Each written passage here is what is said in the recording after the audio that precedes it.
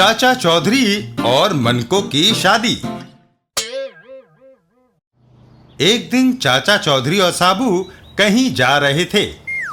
साबू, आज रात ढलने से पहले हमें माल चंडीगढ़ पहुंचाना है। चाचा जी, सारा दिन पड़ा है, हम समय पर अपनी मंजिल पा लेंगे। तभी साबू ट्रक से उछल जाता है। व्यापारी से हमें ट्रक का किराया भी वसूल करना है और हाँ, माल की रसीद लेना ना भूलना। साबू, जवाब क्यों नहीं देता? ट्रक खड़ा करके देखना चाहिए, कहीं वह सो तो नहीं गया। ट्रक खड़ा करने पर रास्ते में पके फल देखे तो चखने के लिए रुक गया चाचा जी। नीचे उतरो, हमें लंबा रास्ता तय करना है। साबू पेड़ से कूद पड़ता है। चलिए। आगे कुछ देर के लिए पड़ाव डालेंगे, दोपहर का भोजन करने के लिए। भोजन? वाह! पेटू कहीं का। रास्ते में वो रुकते हैं, वहां खाना पकाएंगे और घास पर बैठकर खाएंगे। साबू, खाना पकाने के लिए हमें कुछ लकड़ियां चाहिए। मैं लकड़ियां अभी लेकर आया चाचा जी, तब तक आप सब्जी काटो। रास्ते में साबू के कानों में किसी के चिल्लाने की आवाज पड़ती है। बचाओ, बचाओ! कुएं में कौन चिल्ला रहा है? गांव की एक लड़की गिर गई है। बचाओ, बचाओ! अजीब बात है, आप इतने सारे नौजवान खड़े हैं और कोई उस बेचारी लड़की को कुएं से नहीं निकाल रहा। उसे कोई नहीं निकालना चाहेगा। ठीक है, मैं उसे निकालता हूँ। उसे कुएं से ना निकालो, वरना पछताओगे। मुझे अपनी मर्जी करने दो। लड़की, मैं कुल्हाड़ी नीचे लटका रहा हूँ, तुम इसके फल को पकड़ लेना, मैं तुम्हें ऊपर खींच लूंगा। ठीक है, इसे मजबूती से पकड़े रखना, मैं ऊपर खींच रहा हूँ। तुमने मुझे बचाकर एहसान किया है। मेरा नाम मनको है, मैं तुमसे शादी करूंगी। मगर मैं ब्रह्मचारी हूँ, मैं शादी नहीं कर सकता। हा हा हा, हमारे गांव का रिवाज है कि जो नौजवान किसी लड़की को मरने से बचाता है, उसे उस कन्या से शादी करनी पड़ती है।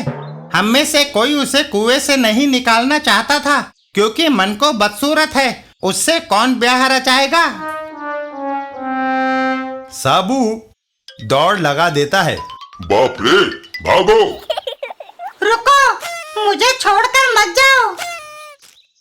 इस बड़े पाइप में छुप जाना चाहिए। मेरे प्रियतम कहाँ गए? लगता है मन को चली गई, अब बाहर निकल आना चाहिए। है झोपड़ी में आग, जो कोई अंदर होगा जलकर मर जाएगा, मुझे कुछ करना चाहिए। साबू तालाब से पानी लाकर झोपड़ी पर डालता है। मैं आग बुझाने में सफल हुआ। आग बुझने पर फिर तुमने मुझे बचा लिया। जब मैं तुम्हें ना पा सकी तो मैंने जलकर मर जाना ठीक समझा और झोपड़ी में बैठकर उसे आग लगा दी। अब तो मेरा पति बनना कबूल करो। बाप रे, भागो! मुझे छोड़कर ना जाओ। थोड़ा दूर जाने पर मन को दिखाई नहीं दे रही। अब मुझे चाचा चौधरी के लिए लकड़ी का प्रबंध करना चाहिए। वहाँ पहाड़ के नीचे पेड़ है, उनसे लकड़ी मिलेगी। इधर मन को मुझसे कोई शादी नहीं करना चाहता, मैं पहाड़ी से कूदकर जान दे दूंगी। मन को पहाड़ी के ऊपर पहुंच जाती है। मैं बेइज्जती सहते सहते ऊब गई हूँ, इसलिए आत्महत्या कर रही हूँ। इतना कहकर मन को पहाड़ी से छलांग लगा देती है और सीधा आकर गिरती है साबू के सर पर।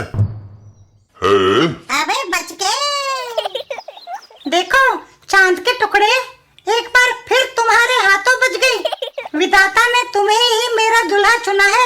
समझो और मुझसे शादी करना कबूल करो। नहीं, भागो। वह निर्दयी फिर मुझे ठुकरा कर चला गया। मैं फंदा लगाकर मर क्यों नहीं जाती? पेड़ भी करीब है। मन को फांसी का फंदा अपने गले में डाल लेती है।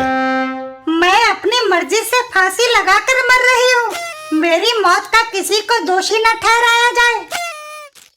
इधर साबू, लकड़ियों के लिए यह पेड़ ठीक रहेगा, इसे काटना चाहिए। एक बार में उस पेड़ के 2 टुकड़े हो जाते हैं जिस पे मन को लटकी होती है। यह क्या? मेरे हीरो, तुमने मुझे फिर बचा लिया। अब तो मुझसे विवाह करना कबूल करो।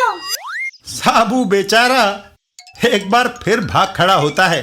भागो। दुनिया में मुझसे ज्यादा बदकिस्मत कौन होगा?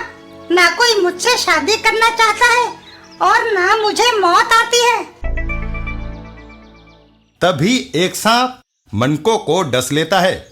ओह, मुझे सांप ने काट लिया।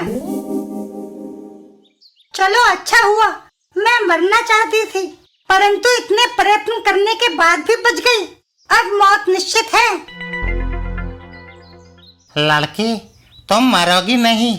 मैंने इस सांप का जहर इस शीशी में निकाल लिया था। अब यह हानिकारक नहीं है। सांप का जहर दवाइयाँ बनाने में काम आता है। मैं जगह जगह सांप को पकड़ता हूँ और जहर निकालकर उन्हें छोड़ देता हूँ। मेरे राजकुमार, तुमने मेरी जान बचाई। तुम मेरे साथ लगन मंडप में चलोगे? मुझे अपने कानों पर विश्वास नहीं होता। मेरे जोखिम भरे काम को जानकर कोई लड़की मुझसे शादी करने को राजी नहीं थी, इसलिए मैं अभी तक कुंवारा था। मेरे धर्मेंद्र, हमारी जोड़ी हिट रहेगी। सच? इधर चाचा चौधरी, साबू लकड़ियां लाने में इतनी देर? चाचा जी, आपको क्या पता मैं किस मुसीबत में फंस गया था।